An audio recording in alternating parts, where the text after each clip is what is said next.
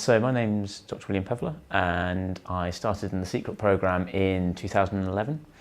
When I started my first project, I was working on developing new metal oxide-based gas sensors for the detection of explosives. And this was a completely different area of work to what I'd been working on before in my undergraduate. But it allowed me to learn a whole load of new stuff, and in particular I started working a lot with computer scientists and learned a lot about machine learning and statistics. So when I started my PhD project, I wanted to focus on designing arrays of sensors, chemical sensors for explosives, and I got involved in a whole number of different projects.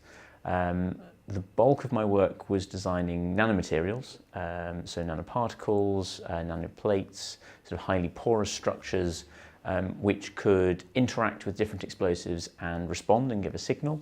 And in particular, I was interested in fluorescence sensing. So I designed a whole set of quantum dots, which are fluorescent nanomaterials, which could detect different explosives in wastewater. And this was quite an interesting project that I carried out with DSTL, who are very interested in monitoring the runoff from explosive testing ranges, for example. Other things that I got involved with were the synthesis of different types of golden nanoparticles and the application of those to Raman sensing of explosives. And also I got involved in designing a set of gels which intercalated different nanoparticles, and this imbibed the gels with different properties. And as you can see here, we had some fun casting some fluorescent gels using some different molds.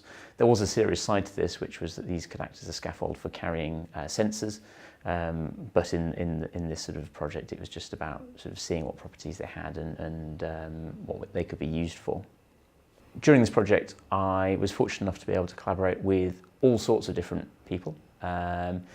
In particular, I worked with DSTL quite a lot on the explosives detection side, and I was able to go down to Fort Halstead, where the explosive detection team is based, and talk to them, present my work, see some of the work that they're doing, which was a really fascinating insight into end-user applications for this sort of technology.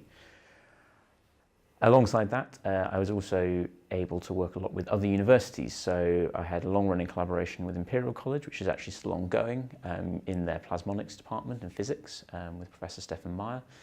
And I also had the opportunity to spend around 3 months working at Cambridge University in the group of Professor Oren Sherman, making some of the molecules that I wanted to use for my explosive sensors. Right at the end, I was fortunate enough to be able to strike up an international collaboration with Professor Vincent Rotello, who is at the University of Massachusetts in Amherst. And he is a world leader on the design of sensing arrays. And so he had a little bit of input into the explosive sensing array, but actually this has led into the work I'm doing currently, which is for disease diagnostics, where we're designing sensor arrays for blood tests for detecting liver disease. And this work was a direct follow-on from my PhD and is also funded by the EPSRC through the Doctoral Prize Fellowship, and has been a really fantastic opportunity to take some of the work that I started and transfer domains but keep the projects going.